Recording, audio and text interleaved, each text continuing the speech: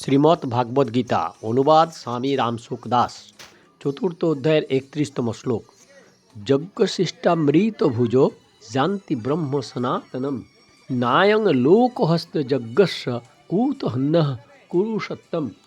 হে কুরুশ্রেষ্ঠ অর্জুন, যজ্ঞাবশিষ্ট অমৃত অভিলাষী ব্যক্তি সনাতন পরম ব্রহ্ম পরমাত্মাকে প্রাপ্ত হন। যারা যজ্ঞ করে না তাদের পক্ষে ইহলোক সুখদায়ক নয়, অতএব পরলোক সুখদায়ী হবে কি করে? ব্যাখ্যা।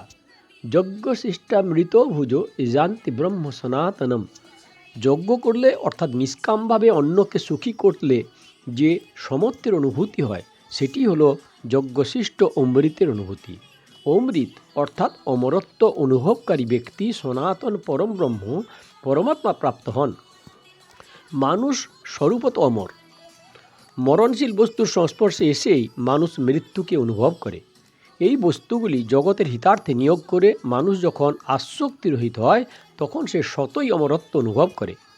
কর্তব্যগুলিকে কেবল কর্তব্য মনে করলে সেইগুলি যজ্ঞে পরিণত হয়। অন্যের হিতার্থে করা কর্তব্যগুলি কর্তব্য বলে অভিহিত হয়। যে কর্মগুলি নিজের জন্য করা হয় সেইগুলিকে কর্তব্য বলা হয় না, শুধু কর্ম বলা হয়। যার দ্বারা মানুষ আবদ্ধ হয়ে যায় তাই যজ্ঞে কেবলমাত্র প্রদানই করা হয়, নেওয়া হয় শুধু শরীর নির্বাহের জন্য। শরীর যাতে যজ্ঞ করার জন্য সক্ষম থাকে সেই জন্য শুধু শরীর নির্বাহের জন্য বস্তুগুলির ব্যবহার করাও যজ্ঞের অন্তর্গত। মনুষ্যদেহ যজ্ঞের জন্য সৃষ্ট। সেটিকে মান মর্যাদা সুখ আরাম ইত্যাদিতে লাগানো বন্ধনকারক হয়ে থাকে।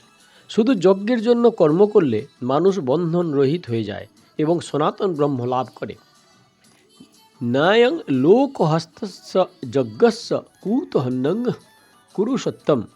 তৃতীয় অধ্যায়ের 8ম শ্লোকে ভগবান যেমন বলেছিলেন যে কর্ম না করলে তোমার শরীর নির্বাহ হবে না, তেমনি এখানে বলেছেন যে যজ্ঞ না করলে তোমার ইহলোক লাভপ্রদ হবে না। পরলোকের আর কথা কি?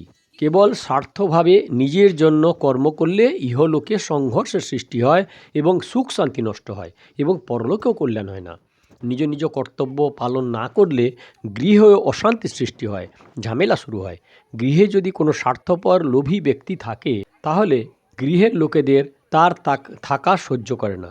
স্বার্থপরতা পরিত্যাগ করে নিজ কর্তব্য দ্বারা সকলকে সুখী করাই হলো গৃহের অথবা জগতে থাকার শিক্ষা। নিজে কর্তব্য পালন করলে অন্যেও কর্তব্য পালনের প্রেরণা পায়। এতে গৃহে ঐক্য ও শান্তি স্বাভাবিকভাবে বিরাজ করে। কিন্তু নিজ কর্তব্য পালন না করলে ইহলোকেই সুখ বাস করা অসম্ভব হয়, আর অন্য লোকেরা তো কথাই নেই।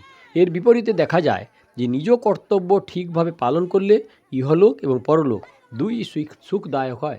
শ্লোক নাম্বার 32। এবং বহুবিধ যজ্ঞা বিততা ব্রহ্মণ মুখে কর্মজান বিদ্ধি তাত সর্বানেবং জ্ঞাতা বিমোক্ষসে। এইরূপ আরও বহুবিধ যজ্ঞের কথা বেদের বাণীতে বিস্তারিতভাবে বলা হয়েছে। ওই সবগুলিকে তুমি কর্মজনিত বলে জানবে। এইভাবে জেনে যজ্ঞ করলে তুমি কর্মবন্ধন হতে মুক্তি লাভ করবে। ব্যাখ্যা। এবং বহুবিধ যজ্ঞা বিততা ব্রাহ্মণ মুখে। 24 থেকে 30তম শ্লোক পর্যন্ত যে 12টি যজ্ঞের বর্ণনা করা হয়েছে সেইগুলি ছাড়াও বেদে আরও অনেক প্রকার যজ্ঞের বিস্তারিত বর্ণনা করা হয়েছে। কারণ সাধকদের প্রকৃতি অনুযায়ী তাদের নিষ্ঠা ও নানা প্রকারের হয় এবং তদ অনুযায়ী তাদের সাধন প্রণালীও বিভিন্ন প্রকারের হয়। বেদে সকাম অনুষ্ঠানেরও বিস্তারিত বর্ণনা আছে, কিন্তু সেইগুলি হতে বিনাশশীল ফলই কেবল প্রাপ্ত হয়, অবিনাশী নয়। তাই বেদে বর্ণিত সকাম অনুষ্ঠানকারী ব্যক্তি স্বর্গলোকে গমন করেন এবং সেখানে পুণ্য ক্ষয় হলে পুনরায় ইহলোকে জন্মগ্রহণ করেন। তারা এইভাবে জন্ম মৃত্যু চক্রে আবদ্ধ হয়ে থাকেন। কিন্তু এখানে ওই সব সকাম অনুষ্ঠানের কথা বলা হয়নি। এখানে সেই সব নিষ্কাম কর্মরূপ যজ্ঞের কথা বলা হয়েছে যার অনুষ্ঠান দ্বারা পরমাত্মার প্রাপ্তি লাভ হয়। জান্তি ব্রহ্ম সনাতনম।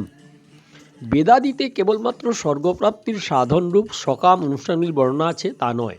এতে পরমাত্মা প্রাপ্তির সাধনরূপে শ্রবণ মনন নিদিধ্যাসন প্রাণায়াম সমাধি ইত্যাদি অনুষ্ঠানগুলিরও বর্ণিত আছে। উপযুক্ত পদের সেটি হলো লক্ষ্য। তৃতীয় অধ্যায়ের 14-15 শ্লোকগুলিতে বলা হয়েছে যে যজ্ঞ বেদ হতে উদ্ভূত এবং ব্যক্তি স্বরূপ পরমাত্মা ওই যজ্ঞে নিত্য প্রতিষ্ঠিত। যজ্ঞে পরমাত্মা নিত্য প্রতিষ্ঠিত থাকায় যজ্ঞাদি অনুষ্ঠান কেবলমাত্র পরমাত্মা তত্ত্ব প্রাপ্তির জন্যই করা উচিত। কর্মজান বিদ্ধি তান সর্বাণ। 24 থেকে 30তম শ্লোক পর্যন্ত যে দ্বাদশ যজ্ঞের বর্ণনা করা হয়েছে এবং এইরূপ বেদাদিতে যেসব যজ্ঞের বর্ণনা করা আছে সেই সমস্ত যজ্ঞের উদ্দেশ্যই এখানে তান সর্বান পদটি উল্লিখিত হয়েছে। কর্মজান বিদ্ধি পদটির তাৎপর্য এই যে এই সমস্ত যজ্ঞ কর্মজনিত, অর্থাৎ কর্ম দ্বারা সংগঠিত হয়। শরীর দ্বারা যে ক্রিয়াদি হয়, বাণী দ্বারা যে বাক্য নিঃসৃত হয় এবং মন দ্বারা যে সংকল্প করা হয় সেইগুলিকে কর্ম বলা হয়। শরীর বাং মনোনির্ভর কর্ম প্রারম্ভতে নর। অর্জুন নিজ কল্যাণ আকাঙ্ক্ষা করলেও যুদ্ধরূপ কর্তব্য কর্মকে পাপ বলে মনে করে সেটি পরিত্যাগ করতে চেয়েছিল। তাই কর্মজ্ঞান বৃদ্ধি পদটির দ্বারা ভগবান অর্জুনের কাছে এই অর্থ প্রকাশ করেছেন যে যুদ্ধরূপ কর্তব্য পরিত্যাগ করে তুমি যদি নিজ কল্যাণের জন্য যে সাধনা করো তাও কর্ম বলেই বিবেচিত হবে, কারণ প্রকৃতপক্ষে কর্ম দ্বারা হয় না, কর্ম থেকে সর্বতোভাবে সম্পর্ক ছিন্ন হলে তবেই কল্যাণ হয়। তাই তুমি যদি এই যুদ্ধরূপ কর্তব্য কর্মকে নির্লিপ্তভাবে পালন করতে পারো তবে এতেও তোমার কল্যাণ হবে, কারণ কর্ম মানুষকে আবদ্ধ করে না। আসলে কর্ম এবং তার ফলের আসক্তি বন্ধনের কারণ হয়। যুদ্ধ তোমার স্বধর্ম, সেই জন্য সেটি করাও তোমার পক্ষে সহজসাধ্য।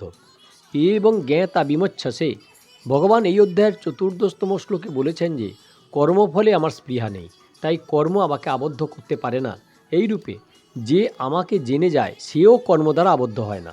তাৎপর্য হল এই যে ব্যক্তি কর্ম করা কালে তাতে নির্লিপ্ত থাকার বিদ্যা শিখে তাকে হৃদয়ঙ্গম করেছে সেও কর্মবন্ধন হতে মুক্ত হয়ে যায়। আবার 15 শ্লোকে ভগবান এই কথাই এবং জ্ঞাতা পদে বলেছেন। এখানেও এই ভাব আছে যে মুমুক্ষু ব্যক্তিরাও এইরূপ জেনে কর্ম করে থাকেন। 16 শ্লোকে কর্ম থেকে নির্লিপ্ত থাকার এই তত্ত্বটিকে বিস্তারিতভাবে জানাতে ভগবান দৃঢ় প্রতিজ্ঞ ছিলেন এবং যজ্ঞ জ্ঞাতা মুচ্ছসেহ শুভাত পদ দ্বারা সেটি জানলে মুক্তি হয় বলে জানিয়েছেন। এখন এই শ্লোকে এবং জ্ঞাতা বিমচ্ছসে পদটির দ্বারাই ওই বিষয়ে উপসংহার করেছেন। তাৎপর্য হল এই যে ফলেচ্ছা ত্যাগ করে শুধুমাত্র লোকহিতার্থে কর্ম করলে মানুষ কর্মবন্ধন থেকে মুক্ত হয়ে যায়। জগতে অসংখ্য ক্রিয়া হয়ে চলেছে, কিন্তু মানুষ যেসব ক্রিয়ার সঙ্গে নিজের সম্পর্ক স্থাপন করে তাতেই সে আবদ্ধ হয়। জগতের কোনো স্থানে যে কোনো ক্রিয়া বা ঘটনা ঘটুক, মানুষ তাতে নিজের সম্পর্ক স্থাপন করলে এবং তাতে সন্তুষ্ট বা অসন্তুষ্ট হলে সেই ক্রিয়ার সঙ্গে সে আবদ্ধ হয়ে পড়ে। শরীর বা জগতের সংগঠিত কোনো ক্রিয়ার সঙ্গে যদি তার সম্পর্ক না থাকে, অর্থাৎ তার উপর প্রভাব না পড়ে, তাহলে সে কর্মবন্ধন হতে মুক্তি লাভ করে। এই হলো শ্লোক নাম্বার 31-32। দয়া করে সাবস্ক্রাইব করুন, ভালো লাগলে লাইক করুন, শেয়ার করুন, আর পেছনের ভিডিও দেখতে হলে কাকন বাসুতে ক্লিক করে ভিডিও দেখুন, আর আগের ভিডিও দেখতে হলে অপেক্ষা করুন।